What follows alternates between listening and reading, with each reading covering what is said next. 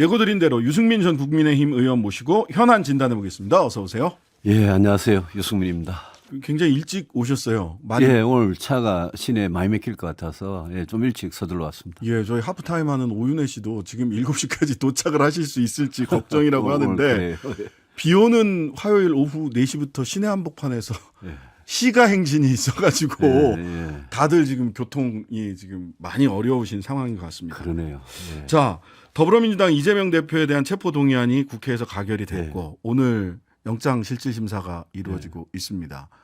이 체포동의안의 가결의 의미도 한번 봐야 될 것 같고요. 예. 그 이후에 이 영장이 발부되느냐 기각되느냐에 따라서 민주당도 국민의힘도 정책 파장이 클 것 같아요. 그렇습니다. 예, 종합적으로 한번 좀 그 부분 말씀을 좀 해주시죠. 가결은 저는 저도 놀랐습니다. 저는 네. 가결될 가능성이 있다고 생각했는데 네. 놀랐고요.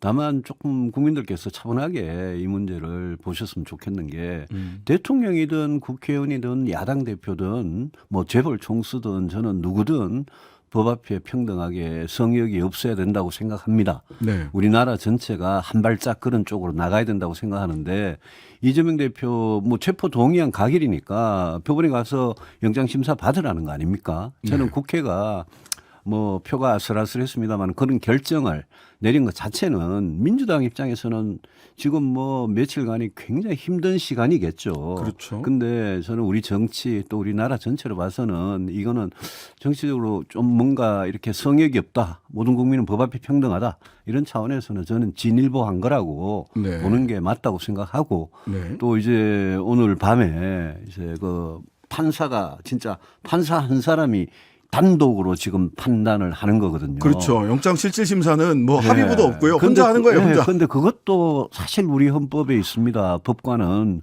헌법과 법률에 의해서 독립하여 양심에 따라 판단하는 거 아닙니까? 네. 저는 우리 사법부가 살아있다면 이 문제에 대해서 정말 여러 가지 불법의 어떤 혐의 이런 데 대한 증거를 검찰이 엄청난 증거를 제시한다는데 사실 이제까지는 저는 검찰이 굉장히 답답했어요. 네. 이 검찰이 문재인 정부 때 국정농단 수사할 때는 정말 신속하게 정광석화와 같이 했잖아요. 그랬죠. 그 사람들이 지금 1년 반 동안 끌면서 국민들이 보기에 소위 말하는 스모킹 건이라 그러죠. 네.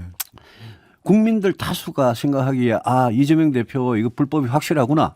라는 결정적인 증거를 아직까지는 네. 내놓지 못한 상태에서 이번에 이제 구속 이 여부를 결정을 네. 하는 거잖아요. 네. 그래서 저는 판사 입장에서 굉장히 좀 여러 가지 검찰이 내놓는 자료들을 보고 정말 진짜 증거 인멸 또 위증교사 이런 부분이 구속 사유가 되는지 결정을 하고 정치적으로는 오늘 밤의 내일 새벽이 될지 그 결과에 따라서 정치판은 정치대로 경랑에 휩싸이게 되겠죠. 네. 저 경랑에 휩싸인다라고 했을 때 민주당 같은 경우는 기각이 될 때나 아니면 발부가 될 때나 어쨌든 발부가 되면 이재명 없는 이재명 체제가 한동안 갈 것이고 기각이 돼서 이재명 대표가 구속되지 않을 경우에는 이재명 대표의 당 장악력이 훨씬 더 커지지 않겠느냐.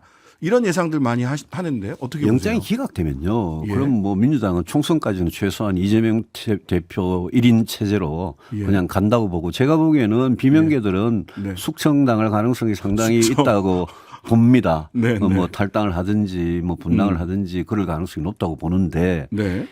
구속이 되면 네. 그럼 저는 민주당은 네. 저는 지금은 그냥 오늘 또 보니까 원내대표 선거하는데 무슨 정청래 최고위원이 이재명 지키겠다는 서약하라 그러고 충성 맹세하라 그러고 또 어떤 사람은 기표소 들어가가지고 자기 부결했다는 거 인정샷도 찍고 또 물러나는 게 박강원 원내대표하고 송갑석 최고위원 네네. 사표내니까 이재명 대표가 그것만 딱 수리하고 저는 그거 보면서 지금 당장은 민주당이 너무 좀 감정적으로 흥분한 상태 아니냐. 네. 그리고 개딸이라는 소위 그분들 너무 지금 국민의힘도 진짜 그런 극성 당원들이 너무 문제거든요. 네. 근데 민주당도 지금 똑같아요. 지금 하는 짓 보면. 저는 지금 민주당이 친명계들이 며칠 감정적으로 저리 하는 거 보고 이거는 진짜 민주적인 정당이라보다 정말 독재 정당 아니냐. 그리고 어떻게 보면 좀 무슨 이재명 교주에 대한 종교 집단 같은 그런 생각까지 들던데 저는 구속이 되면 그런 분위기도 시간이 흘러가면서 변해서 이재명 대표는 결국 물러날 수밖에 없다. 그래 보고 민주당도 어떤 이재명 이후에 리더십 그 문제에 대해서 당연히 고민할 수밖에 없다. 저는 그렇게 봅니다. 저 홍익표 원내대표가 예. 오늘 선출이 됐어요. 예. 홍익표 의원하고도 의장 활동을 같이 그럼요. 예. 해보셨죠. 예. 뭐 홍익표 의원 원내대표 선출 어떤 의미가 있다고 보십니까? 뭐 제가 의정 활동을 할 때는 저는 뭐 가까이는 잘 모릅니다만은 네. 합리적인 분이라고 생각을 했고요. 네. 다만 그분도 오늘 말씀하신 걸 보면 이재명 대표가 구속이 되든 영장이 기각이 되든 이재명 대표 체제로 간다라고 말씀하시는 원팀이다, 것 같아요. 이렇게. 예, 예. 그런데 그거는 저는 정치판에서 이 이재명 대표 만약 구속이 되면 그러면 무슨 옥중 공천을 한다, 대표직을 유지를 한다 이런 말들이 지금 친명 쪽에서 많이 하고 있지만 저는 부질없는 이야기라고 생각하고 네. 결국은 이재명 이후의 체제 그거 뭐 아니 감옥에 있는 대표가 공천하는 그런 체제로 총선을 치른다? 그걸 국민들께서 어떻게 생각하시겠습니까? 자. 그거는 저 총선에서 스스로 패배하는 길로 가는 거기 때문에 민주당이 그렇게 167명이나 정치하는 사람들이 국회의원들이 거기 있는 당에서 그런 집단적인 생각에 계속 빠지고 있을 거라고는 생각하지 않습니다. 자, 국민의힘에는 영향을 줄 수밖에 없을 것 같아요. 국민의힘에 윤 대해서도. 대통령한테도 영향을 주고 예, 국민의힘한테도 영향을 주고요. 한동훈 법무부 장관한테도 한동훈 법무부 장관한테 오늘 만약 구속이 되면요. 예. 만약 기각이 되면 그거는 뭐 윤석열 대 이재명 체제가 이 싸움이 예. 더 세지겠죠. 더 세집니까? 그죠? 예. 그러면 뭐 지금까지 있었던 소위 말하는 뭐 서로 그냥 적이라고 생각하고 네. 싸우고 적대적으로 공생하는 이 관계 혐오의 정치가 더 심해질 건데 네. 근데 구속이 되면 네. 그럼 제가 아까 이야기한 대로 민주당은 쇄신 변화 이쪽으로 저는 갈 수밖에 없다고 생각하고 네. 그렇게 되면 윤 대통령이나 국민의힘이 그동안 이재명 사법 리스크, 이재명 방탄국회 이러면서 그것만 계속 때리면 네. 되는 그런 쉬운 정치를 해왔는데 네. 국민의힘이 이제 그 전략은 이제 더 이상 못 쓰는 거죠. 네. 그 카드가 없어지면 저는 국민의힘에서도 야 민주당이 변하기 시작했다. 쇄신하기 시작했다. 그러면 우리가 국민의힘 입장에서 네. 우리가 100% 저 용산 오다를 받아가지고 공천하고 대통령의 사람들로 내보내고 지금 대통령의 지지도가 이렇게 낮은데 네. 그런 총선 전략으로 우리가 총선을 이길 수 있겠느냐? 저는 어림도 없다고 봅니다. 자, 어쨌든 자, 민주당 이야기는 요 정도 하고요. 예. 국민의힘 얘기로 이미 넘어왔습니다만은 최근에 김기현 대표가 조정은 시대전환 의원 예. 시대전환이 아니라 보수전환 아니냐 이렇게 얘기를 누가 그랬더라고요. 예, 했던데 그다음에 보수 유튜버 개그맨 출신이죠. 김영민 씨 등 해서 어쨌든 인재영입의 문을 첫 포문을 열었습니다. 이 인재영입 유 의원님이나 이준석 대표는 조금 더 감회가 새로울 것 같은데 어떠세요? 저야 전혀 이런 데하고 관계 없고 네. 그런데 인재 그분들 인재입니까? 잘 모르겠어요. 저는 뭐 특정인을 겨냥해서 말씀을 드리기보다 원칙적으로 국민의힘이 더 지금보다 더 오른쪽으로 가면 망하는 길이고요. 그리고 네. 또 하나 국민의힘의 기회주의자, 출세주의자, 해바라기들, 완장 이런 사람들 제발 좀 사라졌으면 좋겠는데 네. 오히려 이번에 인재영입이라는 걸 보면서 야, 이 기회주의자가 성공하는 세상 그런 정당 그거 안 된다라는 네. 생각이 들고 또 보수 특히 극우 유튜버라고 할 수 있는 그런 분들은 저는 유튜버를 하면서 자기들 마음대로 떠드는 거 좋아요. 뭐 듣는 국민들 계시겠죠. 그런데 정치의 영역에 네. 예?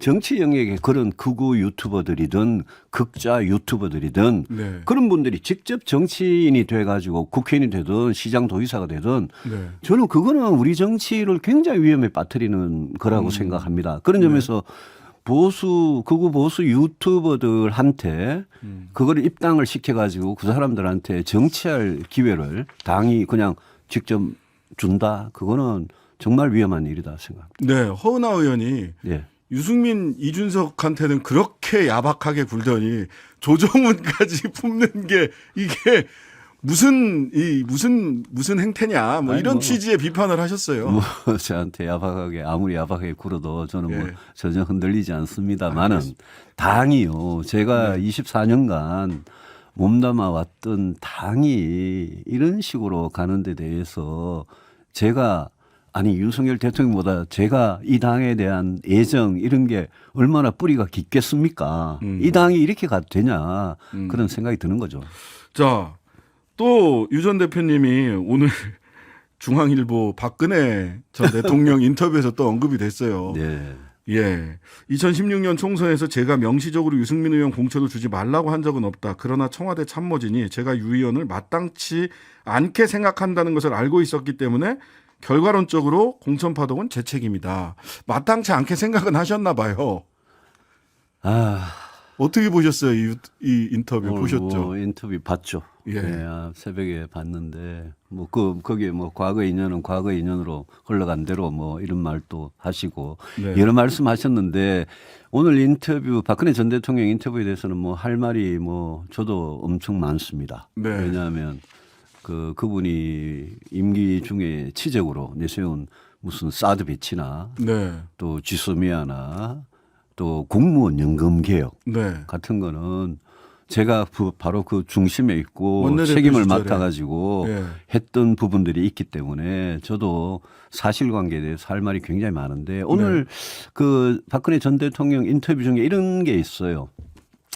불찰이었다라고 이야기하면서 자신의 그 죄에 대해서 네. 예컨대 내가 뇌물죄로 기소되고 탄핵을 당할 만큼 잘못했다고 생각하지 않는다라는 그런 취지였습니다. 표현이 예. 있었습니다. 그대로. 네, 네. 그대로. 그거는 저한테 물어볼 건 아니고 그건 윤석열 대통령한테 물어봐야 될 문제입니다. 어. 윤석열 대통령이 구속 기소 박근혜 전 대통령을 구속 기소하고 45년 징역형을 구형을 해가지고 네. 대법원에서 22년 징역형이 나왔던 사건입니다. 네, 네. 그런데 박근혜 대통령은 거기에 있는 뇌물죄나 탄핵을 당할 만한 잘못을 안 저질렀다고 지금 부인을 하시는 거잖아요. 네. 그래서 죄 없다고 지금 주장하시는 박근혜 전 대통령에 대한 이야기 바로 네. 그 부분은 그 부분이 뭐 이 모든 일의 핵심이었잖아요. 네, 네. 그 부분은 윤석열 대통령이 답해야 될 부분입니다. 당시 수사하고 구속하고 기소하고 구형했던 검사니까요. 그리고 제 공천하고 관련된 부분은 네. 그거는 당시에 2016년 3월입니다. 네. 당시에 170석, 180석을 얻는다고 호언장담했던 한나라당이 새누리당이 제 한 사람 공천 문제를 둘러싸고 3월 달에 보인 오만과 독선 그 네. 문제 때문에 우리가 기호 1번을 총선에서 지고 기호 1번을 민주당한테 내준 선거였습니다. 그 총선이. 그 131대 132인가 그랬죠. 예, 그때 신문 한석. 방송에 뭐 거의 보름 가까이 제 공천 문제를 둘러싸고 그냥 온 세상이 난리가 났었는데 그랬어요. 예. 그 문제를 정말 모르셨는지 모르겠습니다. 네. 그 박근혜 전 대통령이 묘한 얘기도 하셨어요. 그때 수사했던 검사들이 다 요직에 있더라 이 정부에 이런 이야기도 해서 예, 저도 뭐 그걸 읽어보면서 참 뭐라 그럴까요? 좀 묘한 기분이 많이 들었습니다. 네. 대목마다. 예. 아마 회고록으로 몇 차례 더 회고록식으로 이렇게 쭉 연재를 한다고 예. 해서 예. 또 어떤 말씀을 하실지. 예, 저도 뭐 보겠습니다. 예. 자, 내년 총선을 앞두고 사실 이런 얘기들 그 민주당이 소위 비명계 의원들이 구심점은 없지만 예. 만약 아까 말씀으로는 숙청이라고 얘기를 하셨어요. 바깥으로 나간다. 예. 탈당을 하거나 또 뭐 숙청을 당한다. 그러면 제3지대에서 지금 양향자 의원의 한국의 미래, 금태섭 전 의원의 새로운 선택, 그다음에 정의당을 탈당하고 노무현 대통령 청와대에서 대변인했던 천호선 의원이 또 사회민주당 등등 해서 창준이가 지금 많이 있습니다. 그렇습니다. 예, 민주당에서 혹시 비명계 의원들이 탈당을까지 하게 되면 이 제3지대가 예.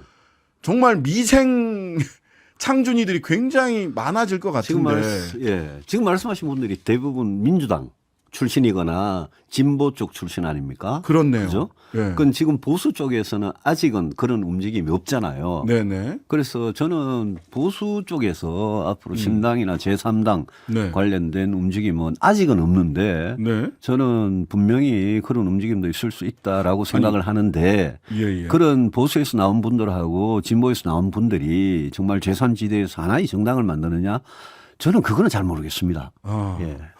조원진 우리공화당 대표는 민주당에서 갈라져 나온 호남 쪽 비명계와 유승민, 이준석 계열의 신당이 총선 전에 결국 합칠 거다라는 시나리오를 얘기를 하셨더라고요. 근데요. 당을 하려면 무슨 예. 떴다방 같이 기회주의적으로 예. 뭐 당을 만들었다가 총선 지나고 나서 몇 수가 없고 나면 그 다음에 뭐 무슨 또 큰 당하고 합당하고 이런 데 대해서 국민들께서 굉장히 싫어하시거든요. 네.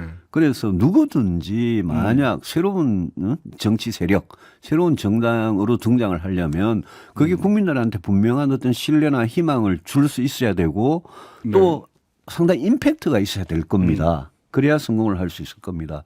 그런 점에서 지금 무당층, 중도층이 굉장히 많지만 네. 신당이 현실적으로 정말 성공을 하려면 그건 정말 그냥 기회주의가 아니라 그 거꾸로 진짜 죽겠다는 각오를 하지 않으면 쉽지 않을 거다. 지금 말씀하신 그런 어떤 새로운 어떤 당들 예. 그 당도 총선 전에 어디로 흡수될지도 사실 모르는 거잖아요. 그렇습니다, 사실. 네. 그래서 저는 다 미생 창준이라고 얘기를 하는데 미생.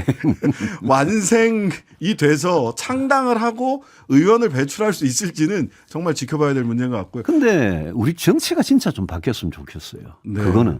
그거는 저는 국민의힘이나 민주당이 몸담고 있는 의원님들도 아마 속으로는 그런 필요성을 많이 느낄 것 같아요. 자, 어제 또 그제 진교훈 민주당 강서구청장 후보 김태우 국민의힘 쪽 후보에서는 뭐 구상찬 의원이 하셨고 뭐 등등등 강서구청장 보궐선거 한 보름밖에 안 남았는데 구상찬 의원이 김태우 후보 선대위원장님이 이거 총선 전초전이라서 내년 총선 수도권 가늠해 볼 수 있습니까? 했더니 무슨 그런 소리를 하시냐. 총선 전초전 아니다. 그거는 민주당의 전략이다. 총선 전초전이라고 하는 것은. 그러시더라고요. 이거 총선 전초전으로 평가받는 선거 아닙니까? 어떻습니까? 전초전은 전초전이죠. 근데 그리고 왜 서울에 뭐 상당한 강수가 엄청 크잖아요. 예. 그 많은 서울 시민들의 민심을 진짜 표로 확인할 수 있는 네. 계기가 되는 거니까 네. 그거는 뭐 전초전은 맞는데 저는 거기에 나온 결과가 총선이 그대로 이어진다고는 생각하지 않습니다. 네. 왜냐하면 국민의힘이 만약 이번에 강서구청장 선거에서 이기면 네. 계속 그냥 대통령이든 당대표든 정신 못 차리고 그냥 갈 거고 지면 네. 정신 그게 못 차릴 거다. 변화의 촉매가 될 수 있으니까 그거는 오히려 그 결과는 양당 모두 네. 거꾸로 영향을 미칠 가능성이 있다라고 예. 보죠. 그리고 지금 중앙당에서 막 국회의원들이 이름 거물들이 예. 강서구청장 한 사람 재보궐 선거에 그것도 우리 후보가 잘못해가지고 했던 걸 대통령이 사면해가지고 똑같은 후보를 내보낸 정말 어이없는 선거에서 거기 가가지고 중앙당이 시끄럽게 매달릴수록 시민들은 이거 국민의힘이 지금 진다고 저러나 보다 이런 생각을 할 수 있기 때문에 선거 전략은 상당히 조심을 해야 될 부분이 있다. 당 소속 모든 의원들의 추석 연휴에 3번 이상 강서구를 방문하고 그게요. 지시를 내리셨더라고요. 그게 저도 선거를 여러 번 해봤지만 지역에요. 타지에서 유명한 사람들 많이 오면 그 시민들이 그거 보고 찍어주는 줄 압니까? 천만의 말씀. 여기 위험하다. 오히려 역효과 날 수 있기 때문에 그거 그렇게 다 매달렸다가 치면 어떡하려고 그래요. 참. 자, 윤석열 대통령 미국 방문하고 돌아왔는데요. 100년 외교사에 있어 정상회담을 이렇게 많이 한 대통령은 없었다. 이렇게 얘기를 하셨어요. 어쨌든 예. 11월 말에 부산 엑스포 개최지가 네. 엑스포 개최지가 정해지고 부산이 결정입니다. 이제 이기느냐 이게 달려 있고 그동안 뭐 여러 가지 정보를 종합하면 사우디에 비해서 우리가 좀 뒤처지죠. 뒤처지고 있지 않습니까? 어쨌든 뭐 대통령의 그런 노력이 엑스포 부산 엑스포 유치에 저는 도움이 되면 뭐 좋겠다 생각하는데 취임부터 지금까지 1년 반 동안 해외 너무 많이 다니세요. 네. 그동안 한미일 예. 그거는 하고 싶은 만큼 하셨으니까 또 부산 엑스포도 하고 싶은 만큼 뭐 기네스북에 올라갈 정도로 하셨으니까 이제는 제발 경제 굉장히 위험하거든요 지금. 네, 네. 좀 제발 경제 민생에 신경을 써 주셨으면 좋겠다. 해외 좀 이제 좀 나가시는 거 좀 그만하셔라. 그만 좀 줄이시면 좋겠다. 그런 말씀드리고 싶어요. 네네. 그 인사가 굉장히 문제가 돼 왔습니다. 네. 근데 이제 일단 대법원장 후보자 이균영 후보 청문회 이틀에 걸쳐서 끝났는데 민주당에서는 부결 기류가 강한 것으로 지금 언론사에서는 취재가 됐더라고요. 이균영 후보 그냥 민주당이 부결 기류가 강하다 말다 떠나서 대법원장 후보로서 적절합니까? 저는 뭐 적절하지 않다고 보고요. 네. 그 대법원장을 한다는 거는 일단 법적으로 문제가 일단 없어야 되고 그렇죠. 도덕적으로 문제가 없어야 된다고 그거는 뭐 분명한 사실 아니겠습니까? 네. 그런데 이분 청문회 과정을 보니까 법적 도덕적으로 문제가 분명히 있는 것 같고 일부 역사 인식에도 문제가 있는 것 같은데 네. 대법원장은 국회에서 표결을 통해서 임명 동의를 하고 나머지 장관들은 지금 뭐 청문회도 안 해도 그냥 임명할 그런 상황이기 때문에 네. 저는 이게 장관 3명을 제가 보기에는 장관을 할 수 없는 사람들을 대통령이 내정을 해가지고 지금 청문회를 한다 그러고 또 한 사람은 할지 안 할지도 모르겠습니다만 네네.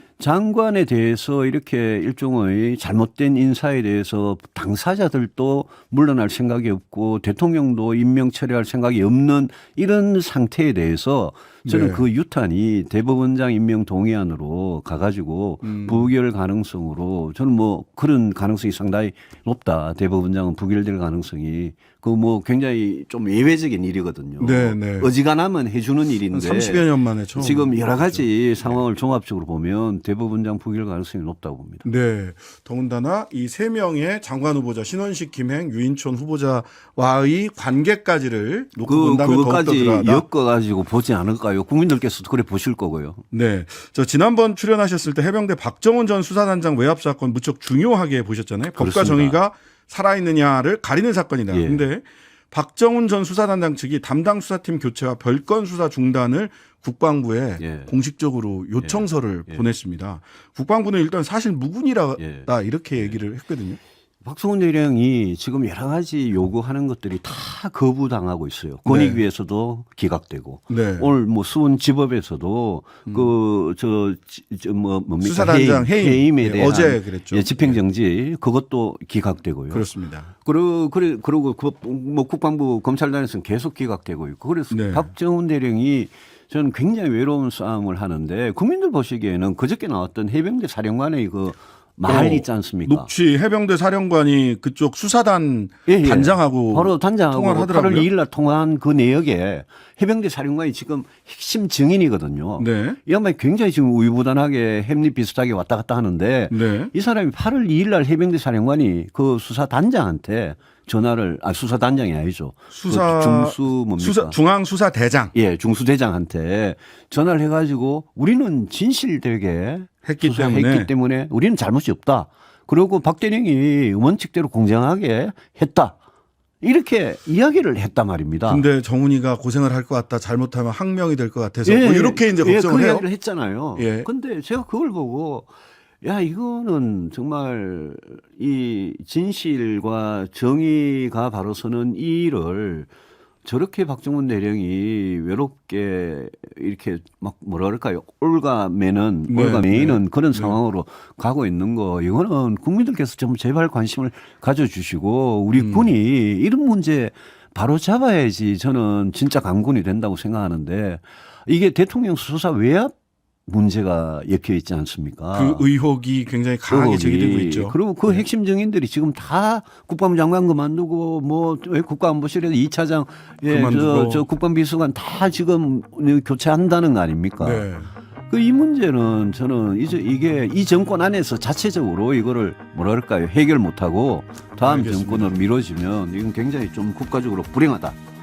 알겠습니다. 오늘 말씀 여기까지 듣겠습니다. 유승민 전 국민의힘 의원이었습니다. 감사합니다. 예, 고맙습니다. 네.